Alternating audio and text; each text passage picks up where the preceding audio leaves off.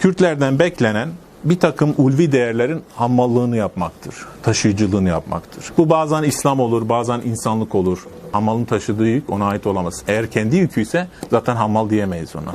Taşıdığın şeyler çok değerli şeyler bile olsa, eğer hammalsan onlar sana ait olamaz. Bazen sana çok değerli şeyler taşıtırlar. Denir ki bunlar mukaddes emanetlerdir. İslam'ı taşıyorsun, işte peygamberin emanetlerini taşıyorsun. Gel gör ki paslı demir taşıyor olabilirsin.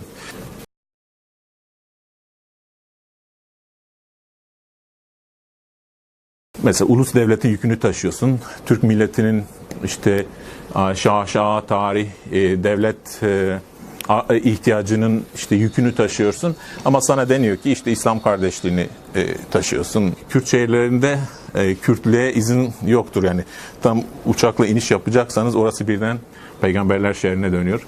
Öteki şehre inerseniz orası da sahabeler şehrine dönüyor. Orada bir hemen İslam halısı serilir ve Kürt ayağı yere değmez. Kürtlerin en büyük meselesi kendi olabilme meselesidir. Başkasına sahip çıkma, yardım etme, evrensel olma konusunda Kürtlerin sorunu yok, eksiği yok, fazlası var. Fakat kendi olma, kendine olma konusunda sorunları var. Kürtlere bir kendilik izni verilmediği için Kürtler kendilerine olamıyorlar. Hep evrensel iyinin peşinde koşuyorlar. Mesela kendi canını kurtaracağına çok daha asil bir şey yapıyor Kürt. Herkesin canını kurtarıyor. Desin ki sen kimsin ki? Yani elinde bir şey de yok. Herkesin canını kurtarmaya çalışan kahraman oluyor. Hammalı gördünüz mü orada? Mesela kendi canını kurtaramıyor, bütün ümmetin canını kurtarmaya çalışıyor. Hani başka bir kanaldan söylersek. Kürtler serseri olmuştur. Yani başkalarının sokaklarında evrensellik dili ve ideolojileri içerisinde. Bu ister dini olsun, ister seküler olsun. Kürtlerin kendi olması bir mahcubiyet, bir ayıp olarak kurgulanmıştır. Hiçbir hükmü yok. Dünya hiçbir katkısı yok. Çünkü başkası olmaya çalışıyor. Yani bir şeyin fotokopisiyle aslını yan yana koyduğunuz zaman hangisi değerlidir? Aslını alırsınız, fotokopisini hatta çöpe atarsınız. Çünkü lüzumsuz yer kaplıyor.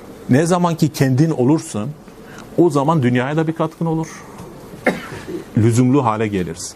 Eğer Kürtler insan ise onlardaki bu şiddet potansiyeli, yanlış yapma kabiliyeti, ayrılma imkanı mevcut olmak zorundadır.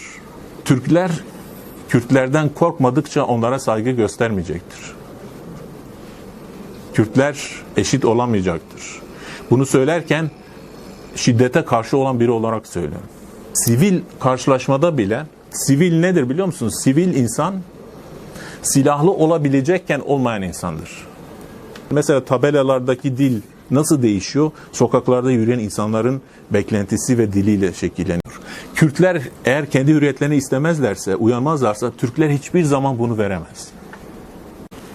Çok berbat, tehlikeli bir şey söyleyeceğim ama Türklerin dini devlettir. Türkler devlete tapar. Dinlerini devletten bilirler. Devletler öyle dine filan inanmaz arkadaşlar. Dini kullanırlar toplumsal düzen, idare için. Devletler asla hiçbir dine inanmaz. Kendi bekaları esastır. Onun için İslamcı da kesilir.